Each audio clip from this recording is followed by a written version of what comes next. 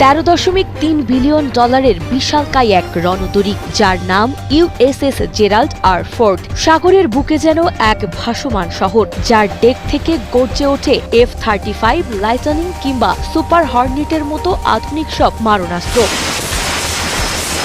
ইরানকে ভয় দেখাতে বর্তমানে ভূমধ্য সাগরের গ্রিক উপকূলে সৌদা উপসাগরে নোঙর করা এই দানবীয় জাহাজে রয়েছে 4,600 জন দুর্ধর্ষ মেরিন ও সেনা সদস্য। কিন্তু বিধিবাম, যেই রণতরী শত্রুর মিসাইল ধ্বংস করতে ওস্তাদ, সে এখন কুপোকাত সামান্য এক টয়লেট পাইপলাইনের কাছে।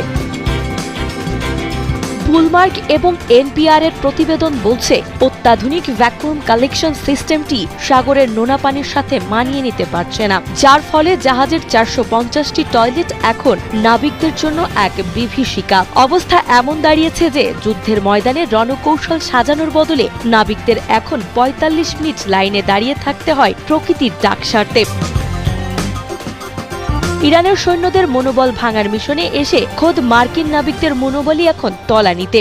একে তো টয়লেট বিপর্যয়, তার উপর 6 মাসের ডিউটি গড়িয়েছে 8 থেকে 9 মাসে। পরিবারের কাছে ফেরার নামগন্ধও নেই। খোদ পশ্চিমা গণমাধ্যমে খবর ছড়িয়েছে যে এই নরক যন্ত্রণা থেকে একবার মুক্তি পেলে অনেক অভিজ্ঞ নাবিক আর কোনোদিনও নৌবাহিনীতে ফেরার নামও মুখে নেবে না। হাইফা বন্দরের দিকে জাহাজটির সম্ভাব্য যাত্রা এখন স্রেফ সমর কৌশল নয়, বরং টয়লেটের লাইন ঠিক করার এক করুণ আকুতি হয়ে দাঁড়িয়েছে।